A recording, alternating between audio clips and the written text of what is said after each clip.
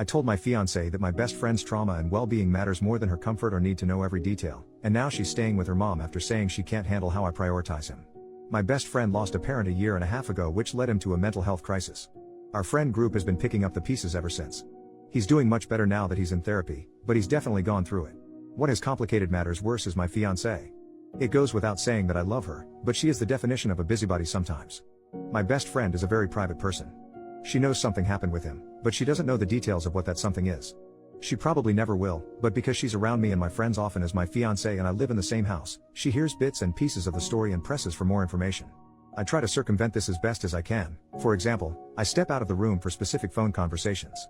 But still, it's hard to limit the discussion about it sometimes. If it's necessary, we bring it up and she's around in person. We'll refer to the Nolan situation without giving specifics. Nolan will also stop by my place at night when he can't sleep. This doesn't happen all that often, maybe twice a month. He'll text me or call me saying he's outside. I'll go sit with him and maybe smoke a little bit, then he'll head home. I'll wait up until I know he got home safely, then I go back to sleep. My fiancée hates this. She claims the phone calls always wake her up. They don't. She just sometimes happens to wake up for the bathroom while I'm outside, and that me not being in bed is alarming. This brings us to last night. Nolan stopped by, and when I came back inside, my fiancée said she was putting a stop to it.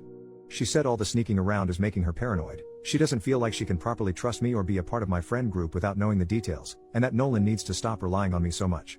I told her that no matter whether we're married, dating, whatever, she will never have any ownership over my friend's trauma, and that she was never going to be able to order me around in regards to it. I also said her comfort was less important than someone's actual physical well-being. She was obviously hurt by this and went to stay with her mom after work today. Did I go too far by saying that to her? Edit, she knows Nolan lost a parent, she doesn't know the aftermath beyond the statement he had a mental health crisis. And yes, he has specifically asked me not to tell her. Edit number 2, the next day, this is not something we talk about constantly in front of her. I'm giving examples that have happened over the past year and a half. Also, Nolan does see a therapist. He comes to my place to hang out. Update, 4 days later, since my first post, I've had 3 conversations with my fiancée relating to this topic. The first didn't go well. I still had a lot of walls up that didn't allow me to engage properly.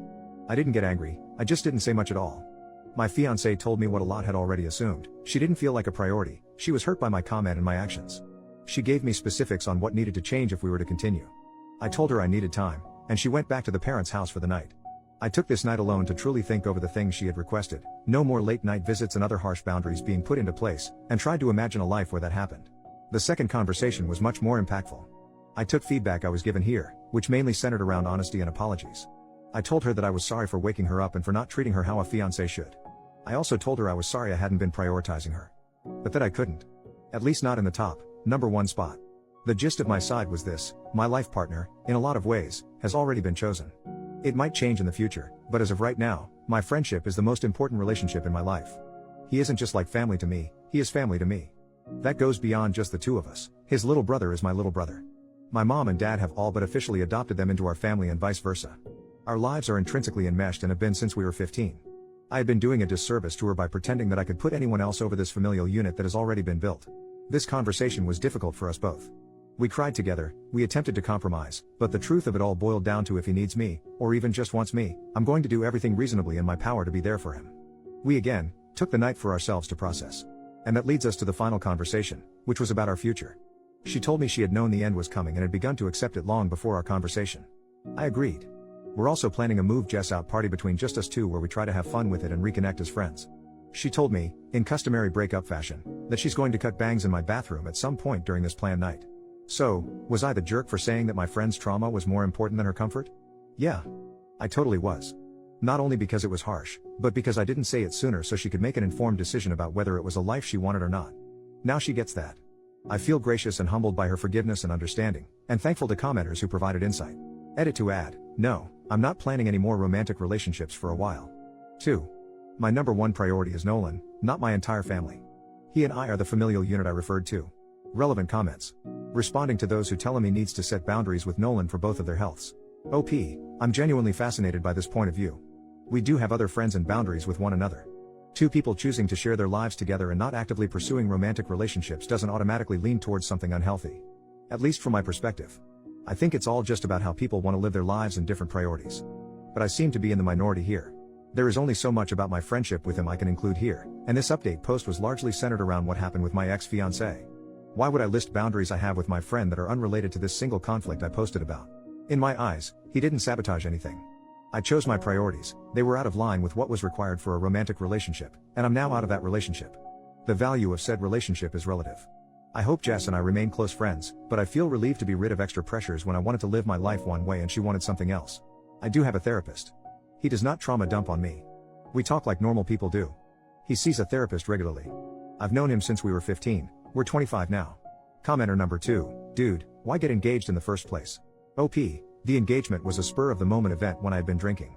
I wouldn't say it's something I regret because I think both she and I knew it wasn't a marriage is right around the corner, let's start planning now situation. I mostly just regret not having an honest conversation with her up front about the different places people took up in my life.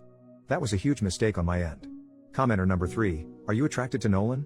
OP, reflecting on how we first met, it was basically just me trying to manifest an excuse to talk to the cool tall boy I saw, and then I actually got that excuse and invited him over to my house during our first conversation. So, I certainly think he is nice to look at and particularly nice to spend time with.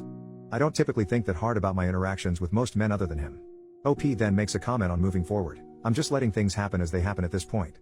If he and I do move back in together, though, I think I'm going to just start telling people we're together no matter what, if he's comfortable with it, of course.